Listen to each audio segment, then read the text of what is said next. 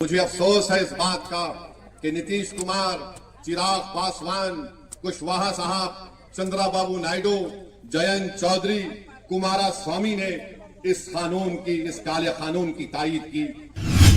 जब आपके लिए कोई बात अच्छी है तो फिर मुसलमान धर्म के वक्फ बोर्ड में आप कैसे किसी गैर मुस्लिम को मेंबर बनाएंगे?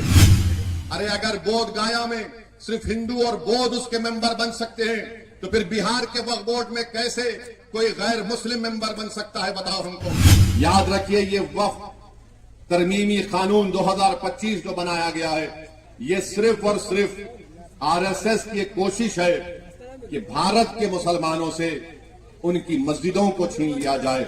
अब जानते हैं कि भाजपा ने एक ऐसा कानून बनाया जिससे मुसलमानों के ईमान पर हमला हो रहा है, हमारे मस्जिदों पर हमला हो सकता है, हमारी शनाख्त पर हमला हो सकता है, हमारी शहरियत पर तो हमला CAA का कानून बना दिया गया। याद रखिए, ये वक्फ तरमीमी कानून 2025 जो बनाया गया है, ये सिर्फ और सिर्फ आरएसएस की एक कोशिश है कि भारत के मुसलमानों से उनकी मस्जिदों को छीन लिया जाए, उनकी दरगाहों को छीन लिया जाए, उनके खानखाहों को छीन लिया जाए, कब्रस्तानों को छीन लिया जाए, ईदगाह को खत्म कर दिया जाए, इमाम बाड़ों को खत्म किया जाए।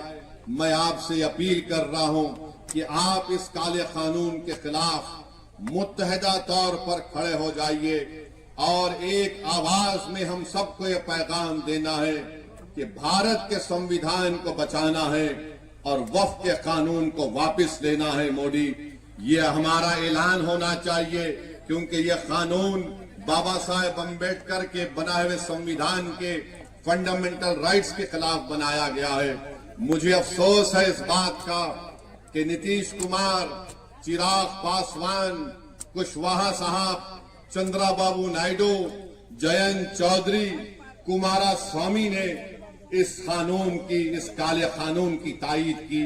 हम पूछना चाहते हैं नीतीश कुमार से, चिराग पासवान से, कुशवाहा साहब से, मांझी साहब से, क्या बिहार प्रदेश में हमारे हिंदू भाइयों की मंदिरों का एक कानून नहीं है 1950 का, जो ये कहता है कि मंदिरों में वही लोग मेंबर बन सकते हैं जो हिंदू धर्म से उनका ताल्लुक है?